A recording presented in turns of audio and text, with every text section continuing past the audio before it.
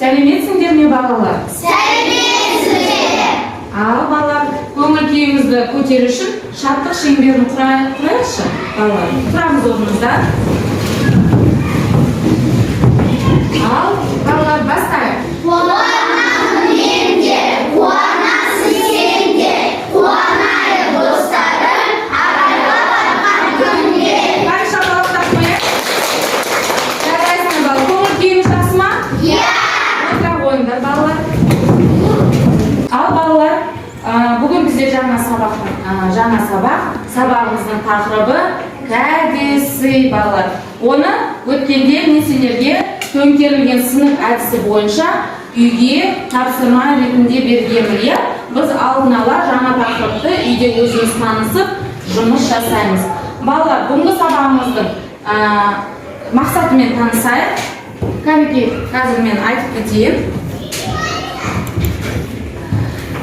Оқу мақсаттары бүгінгі тақырыптың: тыңдаған материалдың мазмұны бойынша сұрақтарға жауап беру, сөйлемді толықтыру және түйінді тұстарын анықтау, кесте толтыру, кластер құрастыру. Екінші мақсатымыз жоспар жазбаларын қолданып, мәтінді толық мазмұндау. Балалар, біз бүгін сабақта білесіңдер, әр сабақта жаңа сөздермен танысамыз, ал несінерге үйге жаңа сабақтың жаңа сөздермен танысуға үйге тапсырма ретінде бергенмін. Кәнеке, қазір біз үй тапсырмасының қаншалықты орындағанын байқау үшін, білу үшін мен сіздерге алдарына жаңа сөздерді таратып бердім. Біз үйде өзіміздің қаншалықты ізденгенімізді қазір көрсетеміз. Алдарындағы таратылған кеспе қағаздарда орыс тілінде, қазақ тілінде жаңа сөздер берілген. Осы жаңа сөздерді бір-бірімен сәйкестендіріп көріңдер. Ал балалар, бастадық. Сәйкестендіреміз. Алдарында тұр. Жаңа сөздердің қазақ тілінде және орыс тіліндегі сөздерді сәйкестендіреміз. Үйге жаңа сабақты жаңа сөздерінен біз танысу керек еді. Балалар, келесі біздің тапсырмамыз суреттер не дейді деген әдіс арқылы орындалатын болады балалар. Кәнеке, алдарында суреттер берілген. Осы сурет бойынша сендер сөйлейтін боласыңдар. Сендерге уақыт берілді. Бұның бәрі кәдесыйға жатады балалар.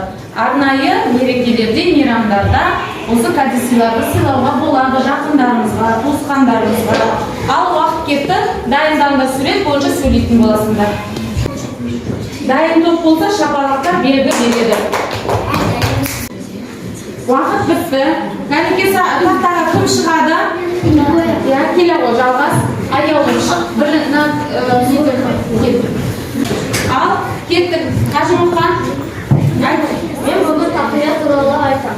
Тақия өте әдемі. Оны ұл ересектер киеді. Ол сары оюларымен көп түсті болады. Мен оны әкеме сыйлағым келеді. басқа тобындағы оқушылар не айтады? Тақия маған ұнайды. Атымда тақия бар. Жақсы. Элнур, сен не айтасың? Тақияның өрнектері бар. Олардың түстері сары, қызыл, ақ. Жақсы. Ал Құсан ата ғой? Тақияның түсті көк үй, қызыл, ақ. Тақия саған ұнай ма? Иә. Жақсы.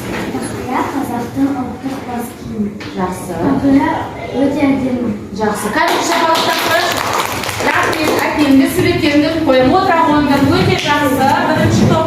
Екінші топ. Жалғас, келе ғой. Сендерде қандай сурет?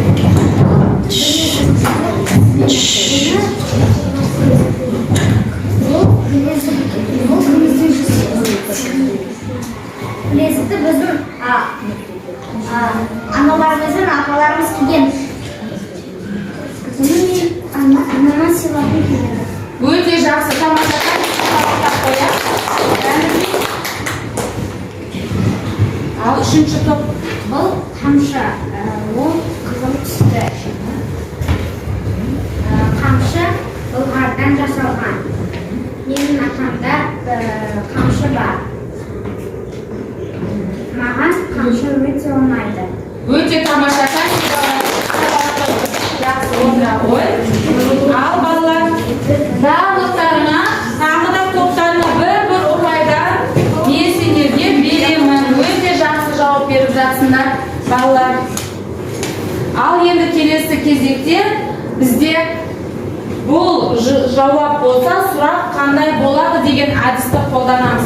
Балалар, әрқайсыңа қазір әр топқа 2 сөйлемнен беремін мәтін бойынша. Мінекей, осы мәтінмен біз сұрақ құрастырамыз. Кәдімгі уақыт кетті, дайындаламыз. Ал қазір топтың өте жақсы жарайсыңдар балалар. Кәдімгі жалғастың тобы өз бірінші сөйлемді оқиды, сөйлемді оқиды, сосын сабақ қойды. Пайдалы. Текемет неге пайдалы? Дұрыс па сұрағы? Балалар, сұрағы дұрыс па құрылған? Дұрыс, өте жақсы. Келесі екінші сөйлем. Текеметке жәндіктер жыламайды. Текеметке не жыламайды? Жәндіктер. Өте жақсы, тамаша. Ал келесі.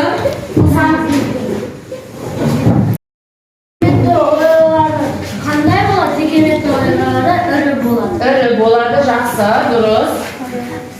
Текеметті неден жасайды? Тегі қойды жүзіне жасайды. Дұрыс, өте жақсы, тамаша. Үшінші топ.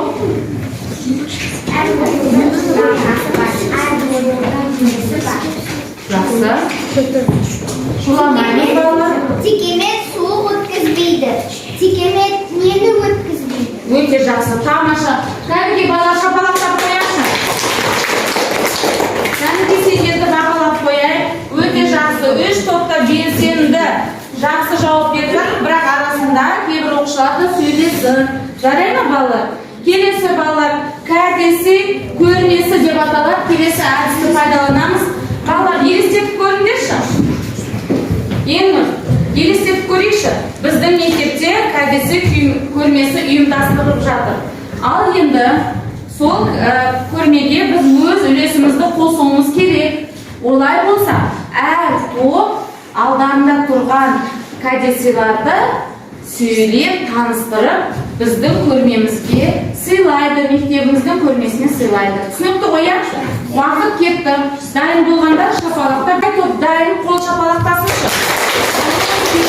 Тамаша. 3 топта дайын екен ғой. Кәдімгі бірінші топтан бастайық. Кім шығады? 2 оқушы жетеді. Болмаса 3 оқушы шықсын, келеді. Ал біздің көрмемізге қандай сый-сияпатпен келдіңдер? Кәдімгі қандай кәдесыйларың бар? Менің кәдесім түйе. Оның тісі ақ. Көздері қара. Ол өте әдемі. Ол маған ұнады. Жануар, иә? Ал сендер қандай кәдесімен келдіңдер бізге? Бұл текемет. Текеметтің ойлары бар. Иә, текеметтің ойлары қандай болады екен? Әртүрлі болады. Әртүрлі болады, және ірі, әдемі, ірі болады екен. Сосын текеметтің ойлары арнайы өзінің мағынасы болады екен, иә? Менің сыйлығым ат. Аттың түсі ақ. Ат бұлғардан жасалған. Оның құйрығы мен жалына қара түсті. Ат тез жүгіреді және мықты жануар. Одан қымыз суын аламыз. Ол өте пайдалы. Кәнеки тамаша. Не сыйлай ғой, кәнеки. Қараңдаршы, керемет. Қандай біздің көрмеміздің сәні кіріп қалды. Біздің осындай кәдесі көрмесіне кәнеки бір ду шапалақ. Өте тамаша. Жақсы балалар, өте белсенді жұмыс істеп жатсыңдар бүгін. Тамаша, керемет балалар, өте жақсы. Ал ондай болса, балалар, бүгінгі сабағымызды біз қорытындылайық. Мінекей бізде мынандай жаңағы неміз бар. Қоржын десек болады, қой бастап, ысы десек де болады. Осы жерге сабағымыздың соңында ТТ, ТЖБ, Т кестесін пайдаланамыз. Алдарында кішкентай қима қағаздарға сабақты түсінсеңдер. ТТ дейсіңдер, яғни толық түсіндім. Түсінбеген жерлерім болса, түсінбеген жерлерім бар. ТЖБ болады. Және сабақты мүлдем түсінбегендер Т деген әріпті жазып, мынау Toybastар ыдысына саламыз. 30 секунд уақыт беремін. Ойланыңдар. Дайынсыңдар ма? Ал, сала қойыңдар. Сендерге сабақ ұнады ма? Әрбір саусағыңызды көтерейікші. Сабақ ұнады ма? Жақсы балалар. Өте тамаша. Сізге қапалап. Үйге тапсырма. Кәдесі, осы кәдесілер туралы қосымша мәлімет тауып келу, мәлімет іздеу. Жарай ма балалар? Үй жұмысы түсінікті ме? Рахмет балалар, сау болыңдар.